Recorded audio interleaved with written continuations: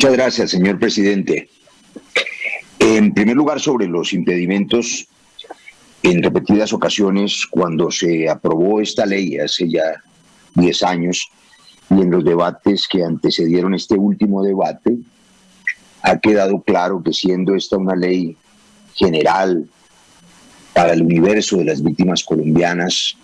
y que no genera ningún beneficio particular, no existe impedimento que cause que alguno de los senadores no pueda darle este beneficio y esta buena noticia a los colombianos. Eso pues para empezar por el criterio del ponente que recoge la opinión de las mayorías a propósito de que bien podrían retirarse los impedimentos si el presidente y los que los radicaron así lo consideran, o negarlos en su defecto. Sobre el proyecto, presidente, no por ser este un proyecto tan sencillo y tan absolutamente consensuado, no deja de ser la gran noticia que el Congreso de Colombia le podrá dar hoy a 9 millones de compatriotas. 9.041.303 para ser más exactos, que son las víctimas del conflicto colombiano, víctimas acreditadas,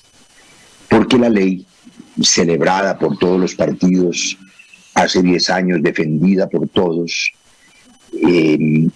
pues ha sido la ley más ambiciosa en la historia de los conflictos en el mundo y ha sido el mecanismo para al fin reconocer, dar vida a los que fueron invisibles antes de la existencia de la ley durante los múltiples conflictos que han azotado esta patria nuestra desde el siglo XIX, las 9 guerras civiles, la guerra de los 1000 días, la guerra liberal conservadora, y luego estos largos conflictos con las guerrillas de las FARC y el ELN y la reacción paramilitar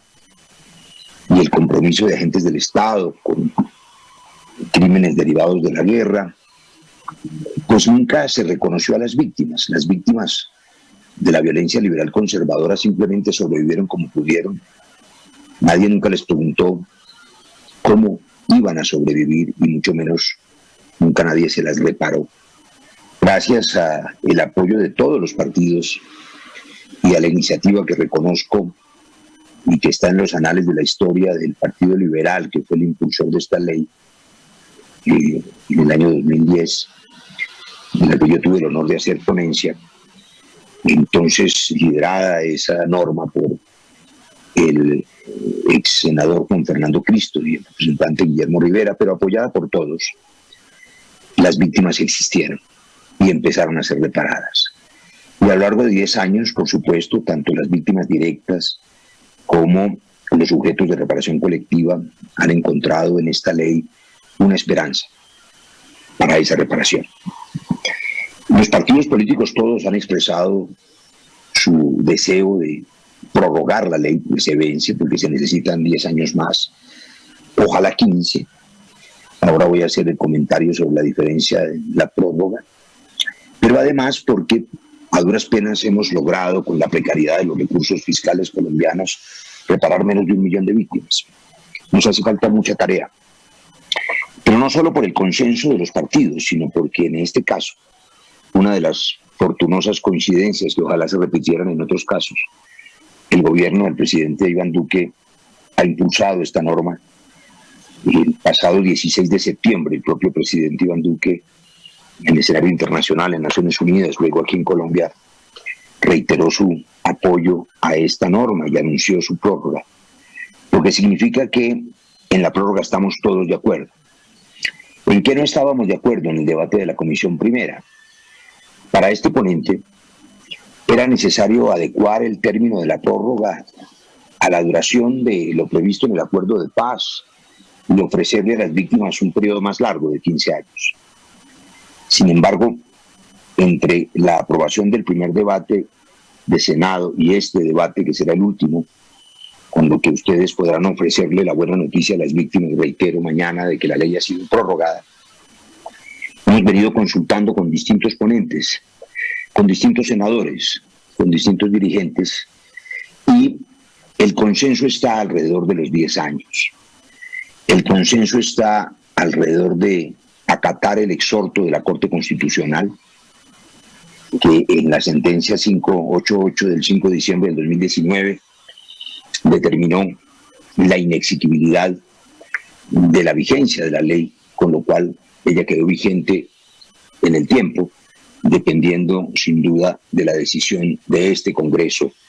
para prorrogarla por esos 10 años. Pero además esta mañana ocurrió una cosa a la que hemos hecho mención en otro contexto. La Cámara de Representantes, como ya se dijo, decidió hundir el texto del proyecto de ley que reglamentaba la posibilidad de las sesiones virtuales o semipresenciales.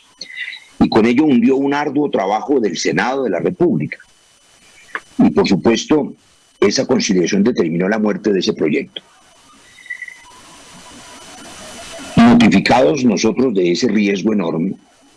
inexplicable para muchos de nosotros, casi nunca ocurre que la Cámara o el Senado hundan un proyecto después de arduo trabajo por no ponerse de acuerdo los conciliadores,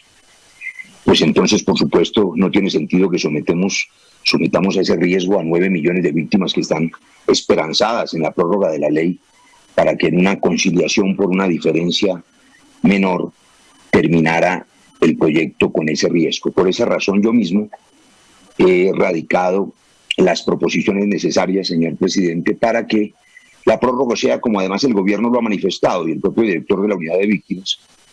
por 10 años y no por 15, como este ponente prefería. Esas proposiciones permiten entonces recoger las inquietudes de otros senadores que han manifestado esa intención y además recoger la iniciativa del gobierno y acoger el texto idéntico que la Cámara ya aprobó, recordando entonces, para hacer honor a los autores, que este proyecto es autoría parlamentaria, es de origen congresional de representantes a la Cámara, entre ellos el representante John Jairo Hoyos y la representante María José Pizarro y otros. De manera que, siendo el texto exacto, yo pongo a consideración de su señoría y de la plenaria este proyecto, que no tiene ninguna modificación y que lo único que hace, reitero, es prorrogar la ley y los decretos étnicos respectivos por 10 años, como las mayorías querían, y además, siendo acogidas las proposiciones que permiten ese hecho, bien podríamos votar, cuando el señor presidente así lo determine, tanto el bloque del articulado como las proposiciones que ajustan el término a esa década de prórroga, tal como ordenó la Corte Constitucional, pero también tal como quiere el gobierno y tal como quieren las mayorías. Esa proposición también recoge la inquietud del senador Honorio Enríquez, que iba en el mismo sentido, a propósito de que la prórroga no se hiciera por 15 años, como yo había sugerido, sino por 10 años de vigencia. El Congreso que esté legislando dentro de 10 años, en su sabiduría y de acuerdo a la evolución de la reparación, decidirá entonces si hay o no más tiempo para esa reparación de las víctimas. Acogidas las proposiciones entonces del senador Honorio y la mía propia, que van exactamente en el mismo sentido, propongo al honorable Senado de la República que le dé a los colombianos la buena noticia de que a partir de esta noche se ha prorrogado la ley de víctimas y sus decretos étnicos conexos por decisión, ojalá unánime, tal y como ha ocurrido en los debates anteriores, tanto de Cámara como en las comisiones. Esa es la proposición con que termina el informe y esos los artículos señalados, señor presidente.